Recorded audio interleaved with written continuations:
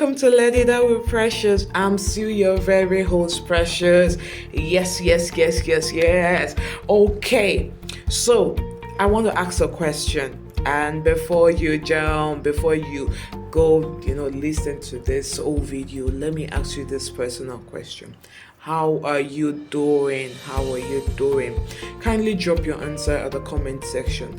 A lot of us will not like to answer this question because people, most of the time in our DMs, don't really wait for the answers to this question. It's just like how people see good morning now to be more of a ritual rather than really it's a form of greeting, and it's a form of declaring into your day. You are declaring into the morning to be good, and a lot of people don't get quality response that those things need. So I'm asking you, how are you doing? Kindly drop that answer on the comment section now.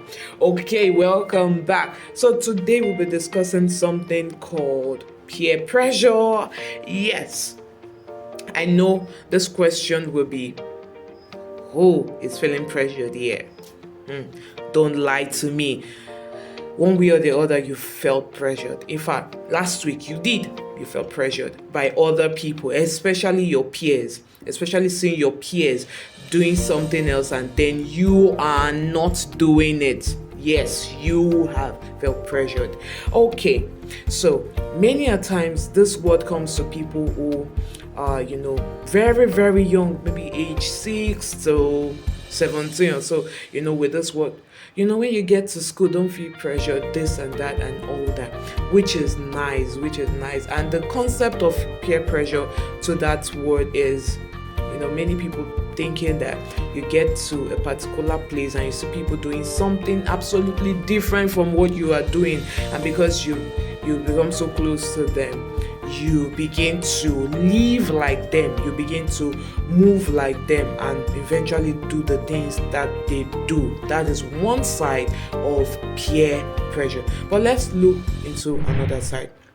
Have you heard of a particular feeling that comes whereby you just look at someone and then the energy you put in looking at that particular person, you just admire the person, and as a result you just feel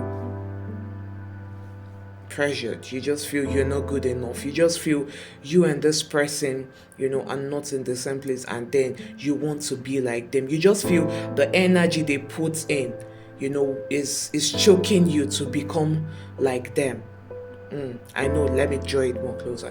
Now, have you seen a particular person whom you admire so much, and then you guys don't talk so much, but then the way of dressing, the way of speaking of this particular person, you eventually give yourself into, being like this person. You just feel like this person is choking you to become like them. Yes, that is pressure coming up, and most times it might not even come from your peers. But today we are talking about peer pressure.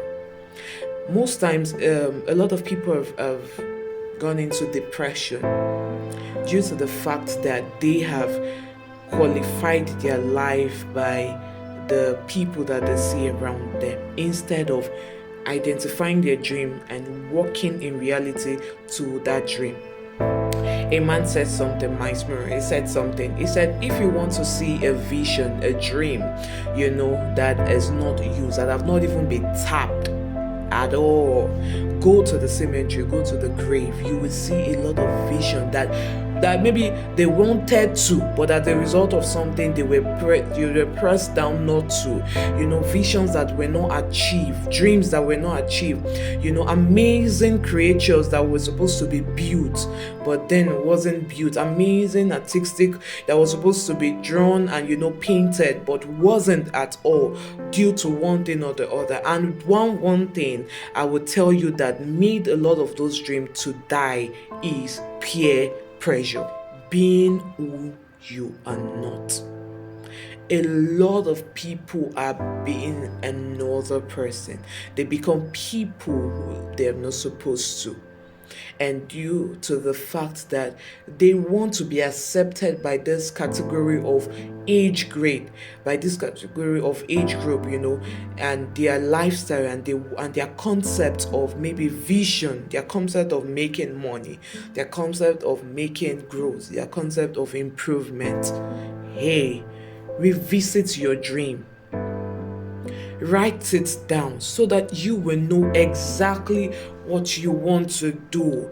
Because if you don't write it down, you can be easily swayed. Even writing it down alone, most times you might be shaking. Not to talk of you just capturing it in your head without writing it down. Capturing it in your head will just be an idea, but writing it down becomes a vision that, okay, these are things you want to do, and that before you know, you get outlines to follow, to work towards that vision. And when you see something contrary to what the vision that you have, you will be so careful not to allow it affect you. Remember, the mind has no boundary.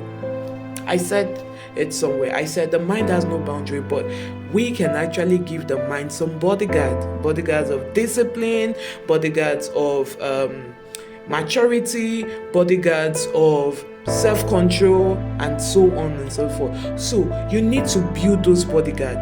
Make sure you place solid bodyguards, since the mind has no boundary, to watch over what comes into your mind, that nothing can just come without you filtering it, without you getting it done. That, oh, are you for me? If you're not for me, get out. A lot of people accept so many things into their life, including things that will destroy their mental health. Most times we don't take our mental health serious. And before you think of mental health, I'm talking about you yourself. I'm not talking about those in the hospital. I'm talking about you. Do you know that most times the images you allow into your head through through watching things that you're not supposed to watch, getting yourself acquainted to things that will turn you to become something else? Do you know those things can actually begin to top up, and at a point it's just poof, just come out, and then you just feel all stressed out. You just start releasing energy that you don't even know you could actually bring out. Yes. So watch out things you allow into your life, and the kind of people you move with. Of course, people can never be like you. Not everybody can be like you. So the people you move with, if they don't have same perspective of the vision you want to, you must be able to understand their vision, so that you will know that at this point they are not in line with mine. So I need to stop here in this communication. Imagine you wanting to be a doctor, and then someone else wants to be a lawyer, and then someone else is telling you about how lawyers are into one thing or the other, yet they are not making so much money. Also, how doctors are not making so much money, how doctors are being limited, how doctors don't will have to spend many years of their life. And the person is saying, for lawyers you have many opportunities to be that. At that point, you should be able to filter which is necessary for yourself. You could actually take that and say to yourself, yes, doctors might not be you might not be getting so much pay, right now at this point. What do I want to do to be different? But do you know a lot of people can hear that same thing and they will act to it wrongly? How? They will start feeling they will start to feel pressured and want to give in to, I think I should look for another course that can give me money. Hey, wherever you go to and your vision is with you, and there is an outlined discipline to it, do you know that you can make whatever money you want from that area? Yes. So don't let anyone dull your sparkling. You are made to rejoice. You are made for success.